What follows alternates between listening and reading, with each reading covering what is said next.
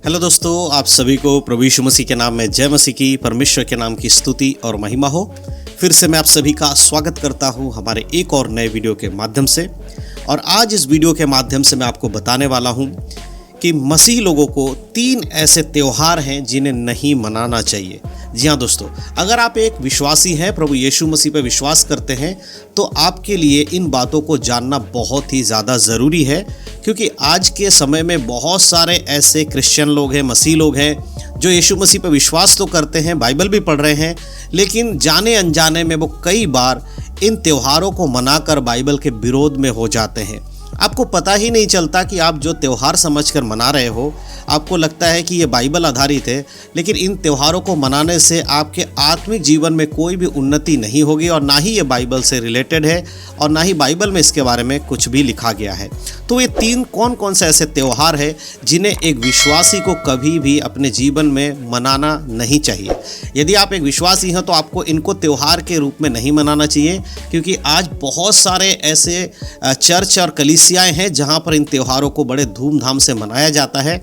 और सभी जो नए विश्वासी होते हैं उनको ये लगता है कि हमें भी ये त्यौहार मना लेना चाहिए, क्योंकि जो नए विश्वासी होते हैं वो बाइबल को अभी तक पूरा पढ़ा नहीं, उन्होंने सही से समझा नहीं है। इसीलिए वो दूसरों को देखकर खुद भी यही सोचते हैं कि ये त्यौहार तो शायद बाइबल से आधारित है या फिर यीशु मसीह के जीवन से आधारित है, तो हमें इसको मनाना चाहिए, इससे हमें कोई नुकसान नहीं है। लेकिन मैं आपको बताना चाहता हूँ कि अगर आप दुनिया के लोगों के तरह सोचते हैं कि भाई हर चर्च में अगर इस त्यौहार को मनाया जा रहा है तो हमें भी मनाना चाहिए, तो आपको एक बार सोच लेना चाहिए। क्योंकि बहुत सारी ऐसी बातें हैं जो बाइबल में नहीं है, फिर भी आज बहुत सारे चर्च में किया जा रहा है। तो ये 3 ऐसे त्योहारों के बारे में आज मैं आपको बताने वाला हूं जो बिल्कुल भी एक मसीह व्यक्ति को करने की आवश्यकता नहीं है। अगर आप इन त्योहारों को नहीं मनाते हैं तो आप नरक में नहीं जाओगे, और अगर आप इन्हें मनाओगे तो आपका कोई आत्मिक उन्नति भी नहीं होने वाला है। तो इसीलिए हमें इन चीज़ों को करने की ज़रूरत नहीं है। तो वे कौन कौन से त्योहार हैं, बड़े ध्यान से आज के इस वीडियो को पूरा देखिएगा। मैं एक एक करके सबके बारे में बताने वाला हूं और आपको पूरी जानकारी इस वीडियो के माध्यम से देने वाला हूं। तो सबसे पहले मैं जिस त्यौहार के बारे में आपको बात करना चाहता हूं वो आज पूरे दुनिया में लोग मनाते हैं, चाहे एक विश्वासी हो, एक क्रिश्चियन हो, मसीह व्यक्ति हो, या फिर एक ऐसा व्यक्ति जो अन्य जाति में है, जो यीशु मसीह को नहीं जानता या यीशु मसीह पे विश्वास नहीं करता। हर कोई इस दुनिया में लगभग सभी के सभी लोगों को उसके बारे में पता, उस त्यौहार के बारे में पता, और वो मनाते भी हैं। वो त्यौहार है क्रिसमस। जी हाँ मेरे दोस्तों, क्रिसमस एक ऐसा त्यौहार है जिसे आज पूरे दुनिया के लगभग सभी देशों में मनाया जाता है और बड़े धूमधाम से मनाया जाता है।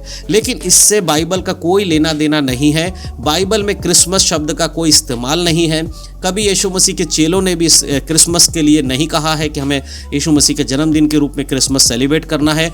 और सबसे बड़ी चीज़ ये है कि क्रिसमस जो 25 दिसंबर का दिन होता है, ये यीशु का जन्मदिन नहीं है। इसका कोई भी प्रमाण नहीं है कि यीशु मसीह का जन्म 25 दिसंबर को हुआ है।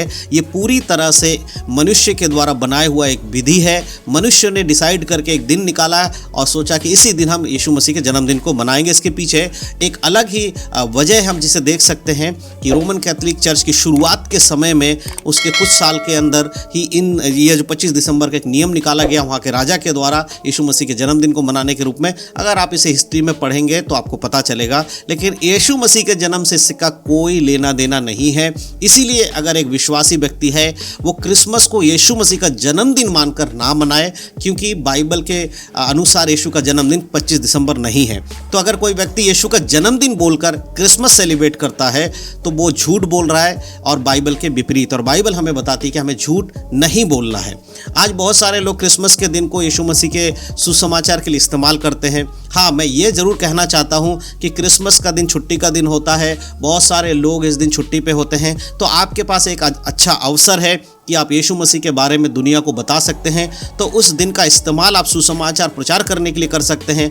लेकिन आप ये कहेंगे कि यीशु का जन्मदिन 25 दिसंबर को हुआ है तो ये झूठ हो जाएगा। इसीलिए एक मसीह व्यक्ति को यीशु के जन्मदिन के रूप में क्रिसमस नहीं मनाना चाहिए, परंतु उस दिन यीशु मसीह का सुसमाचार का प्रचार अन्य जातियों में अगर आप करेंगे तो आपको कोई भी रोक टोक नहीं होता। इसलिए उस दिन को सुसमाचार का प्रचार करने में ज़रूर लगाएं। तो ये पहला त्यौहार है जो हम लोगों को, जो मसीह में विश्वास कर रहे हैं, उनको बनाने की आवश्यकता नहीं है।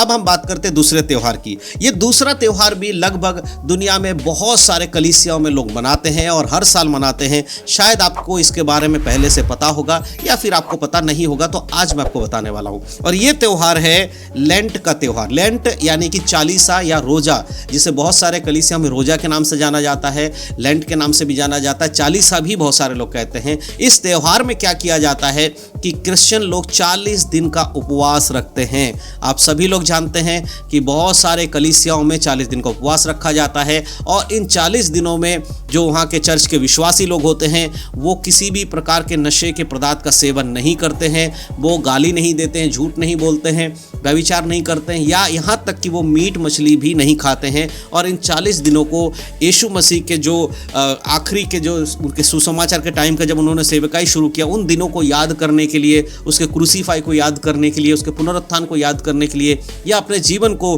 पवित्रता में चलाने के लिए, पश्चाताप करने के लिए इन 40 दिनों का इस्तेमाल करते हैं, उपवास और प्रार्थना में समय बिताकर।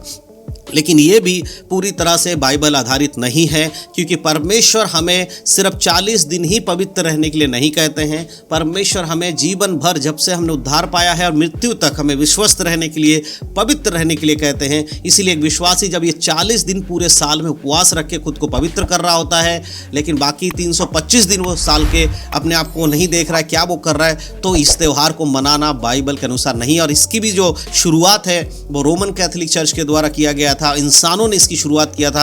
ये बाइबल से इसका कोई भी लेना देना नहीं है। जिनको अच्छा लगा उन्होंने अपने हिसाब से इसमें नियम बनाए। इसीलिए एक विश्वासी को इस त्यौहार को मनाने की ज़रूरत नहीं है। साल में 40 दिन का उपवास रखने की ज़रूरत नहीं है। आप साल के किसी भी दिन उपवास रख सकते हैं। कभी भी आपको उपवास रखने के लिए परमेश्वर अगुवाई करे, आप रख सकते हैं। सिर्फ पर्टिकुलर इन्हीं 40 दिनों में ऐसा करना है, ये बिल्कुल भी बिब्लिकल नहीं है। तो अगर आप एक विश्वासी हैं तो इस तरह से, अगर आपके चर्च में या आपके कलीसिया में आपके पास्टर आपको कहते हैं 40 दिन का उपवास रखने के लिए, तो उनसे सवाल जरूर करिएगा कि बाइबल आधारित हमें बताइए, क्या केवल हमें 40 दिन ही पवित्र रहने की जरूरत है या फिर हमें हमेशा पवित्र रहने की जरूरत है। तो दूसरा पॉइंट यही था कि हमें उपवास या रोजा, जो 40 दिन का त्यौहार होता है, जिसे हम देखते हैं कि रोमन कैथोलिक वाले या उनसे जुड़े हुए कुछ संस्था करती हैं, जिसमें एश वेडनेसडे यानी कि राख बुधवार से लेकर ईस्टर के दिन तक का 40 दिन का जो पीरियड होता है उसमें ये लोग उपवास रखते हैं। तो ऐसा हमें करने की ज़रूरत नहीं है, क्योंकि ये बाइबल आधारित बिल्कुल भी नहीं है। अब तीसरा और अंतिम जो त्यौहार है, उसमें कई सारे त्यौहार मिक्स होकर आए हैं, जो मैं आपको बताना चाहता हूं, वो समझना आपके लिए बहुत ज़रूरी है। उसमें सबसे पहले चीज़ आपको एक बात बता देता हूं, हर साल 90% कलीसियाओं में, लगभग 90% कलीसियाओं के अंदर पूरी दुनिया में इस त्यौहार को मनाया जाता है। और वो त्यौहार कौन सा है? वो है good Friday, Easter, palm Sunday. ये जो एक तीन बड़े एक कह सकते हैं बाइबल आधारित जो बातें हैं, उसको त्यौहार के रूप में मानते हैं। बाइबल आधारित मैं इसलिए कह रहा हूँ कि बाइबल में इन तीनों चीज़ों का जिक्र है, बट इन तीनों को त्यौहार के रूप में मनाने के लिए बाइबल में नहीं कहा गया। जैसे कि पाम संडे, जिसे बहुत सारे लोग मनाते हैं, और वो कहते हैं यीशु मसीह का जो विजय प्रवेश जो यरूशलेम में होता है, जब यीशु मसीह गधे पर बैठकर आते हैं, उस दिन को वो सेलिब्रेट करते हैं। और आज बहुत सारे कलीसियाओं में पास्टर के पैरों के नीचे खजूर की डालियाँ बिछाकर पास्टरों का स्वागत किया जाता है, जो कि बाइबल से बिल्कुल रिलेटेड नहीं। बाइबल में वो घटनाएं लिखी गई हैं, लेकिन हमें उसको एज इट इज़ आज मनाने की ज़रूरत नहीं है, परंतु उन घटनाओं से शिक्षा लेने की ज़रूरत है, बाइबल से सीखने की ज़रूरत है और अपने जीवन को पवित्र चलाने की ज़रूरत है। उसी प्रकार से गुड फ्राइडे के दिन, जब यीशु मसीह के मृत्यु का दिन कहा जाता है, जिस दिन यीशु मसीह को क्रूस पर चढ़ाया गया था, उस दिन भी बहुत सारे लोग उस दिन के त्यौहार के रूप में मनाते हैं। लेकिन एक विश्वासी होने के नाते हमें त्यौहार के दिन के समान उसको नहीं मनाना, परंतु उस बात को याद रखना है कि हमारे पापों के लिए एक व्यक्ति को क्रूस पर मारा गया था, वो है यीशु मसीह, और उस दिन को याद करते हमें हमेशा पवित्र रहना है। सिर्फ गुड फ्राइडे के दिन ही हमें यीशु को याद नहीं करना है, हमेशा यीशु मसीह को याद करना है। और इसमें इसी तीसरे पॉइंट में जो आखिरी बात है वो है ईस्टर का दिन। बहुत सारे लोग ईस्टर रविवार यानी कि रिजरेक्शन डे के दिन भी त्यौहार के रूप में मनाते हैं। मेरे प्रियो, वो हमारे लिए त्यौहार नहीं, परंतु हमारे लिए एक संदेश है कि किस प्रकार प्रभु यीशु मसीह मुर्दों में से तीसरे दिन जी उठे। और आज हमें उस बात को दुनिया को बताना है कि उद्धारकर्ता यीशु मसीह है और वो मृत्यु पर विजय पाया हुआ परमेश्वर है।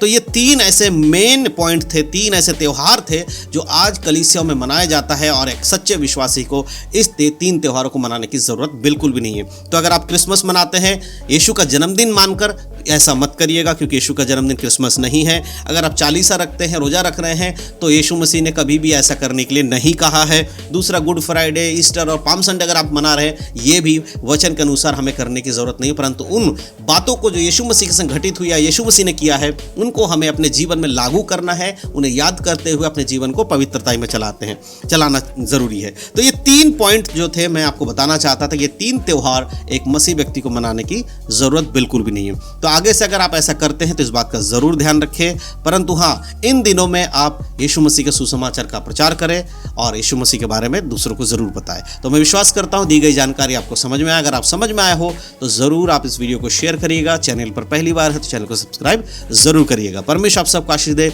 यीशु मसीह के नाम में सबको जय मसीह की। God bless you.